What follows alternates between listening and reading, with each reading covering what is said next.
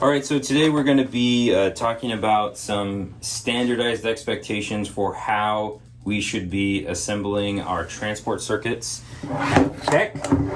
And the goal of this is to help people not be confused with a simple circuit that used with some of our inhaled vasodilators can cause the issue. And then there are often questions about how we can best protect ourselves with COVID now and whatever the COVID of the future is.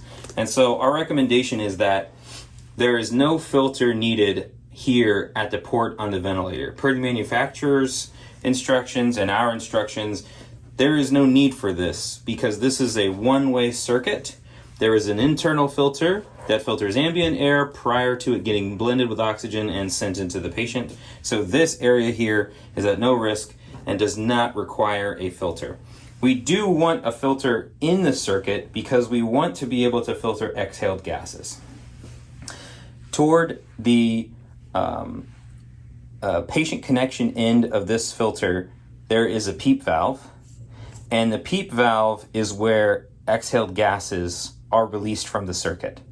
So we recommend placing a filter that is between your patient and your circuit, so that all exhaled gases have to go through a HEPA filter prior to reaching the port where gases are released from the circuit. We think that this is practical and the safest way to protect our staff in the facility from any risk of aerosols or otherwise material that we're concerned about that might be exiting a patient. It's also, something to be aware of that this filter could be occluded more easily from material that comes out of a patient, for instance, blood or some other liquid. This is the Aerogen Nebulizer that we use to deliver some inhaled vasodilators. This attaches to the circuit. It is really important to note that it is sensitive to position. So when placing it, you want to make sure that this aspect is facing upward so that the medication is delivered to the vibrating mesh. Also, you want to place it somewhere along the patient, with the patient, so that you can see it at all times. One of the things you're going to be looking for is if it's delivering medication, you'll see it misting. You can also see that in the chamber. If it gets rotated to a position that isn't vertical, it will no longer deliver medication and the patient will stop getting the vasodilator they need. When setting up your transport circuit, you want to make sure the order always remains the same.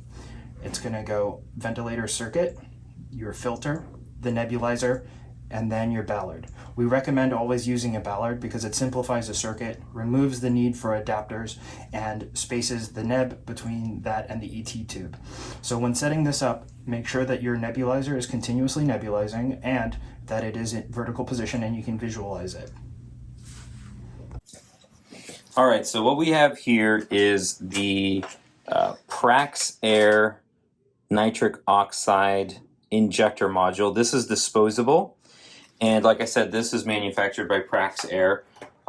It's a little bit less common, so I'm just going over some differences.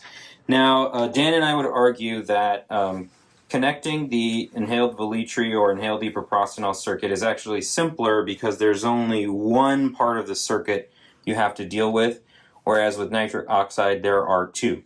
So I'm going to go over that right now. There are two sides to this circuit. We have the injector module portion, and then we also have the sampling port. So we are going to remove the nebulizer, since we don't need that anymore, from the circuit. Set that aside, and just in its place we are going to set the sampling line. So those fit together. As said before, using a ballard will really simplify your life and prevent you from being tempted to place things in the wrong position. So ballard, essential to keep things nice and easy. This is one of the kit devices, adapters that comes with our Prax Air kits.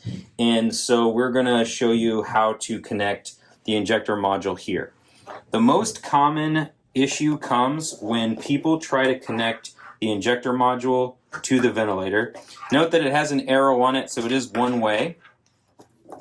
They see that this connects easily, and then they can't figure this out, And so then they disconnect everything and they try to find a different position for it.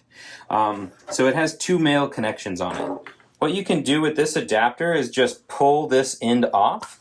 This end is meant to go to a trach tube or to an ET tube.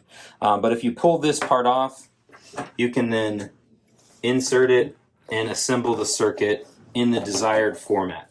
Now, the reason that you need to put the injector module closer to the ventilator and away from this patient where we have exhaled gases is because this needs to stay dry, and if it doesn't stay dry, it will start to get erroneous and incorrect readings that may increase the amount of nitric oxide that's being delivered.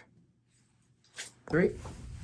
Okay, so we're just going to summarize the order of things for the different configurations. So when we're using the circuit with no continuously inhaled vasodilators, you always want to have ventilator, circuit, filter, Ballard, patient. For inhaled epoprostenol, you're going to place your nebulizer always between the filter and the patient to make sure the patient gets the proper amount of medication and we don't send medication into the filter or into the ventilator. And for nitric oxide, we're going to insert with our adapter the injector module between the ventilator and the circuit, and the sampling line in the same position for inhaled epoprostenol, which is between the filter and the patient. So this is how we are going to use this filter position for all circuit configurations, because this position always filters exhaled gases prior to getting into the environment, and that's what we want to protect the staff.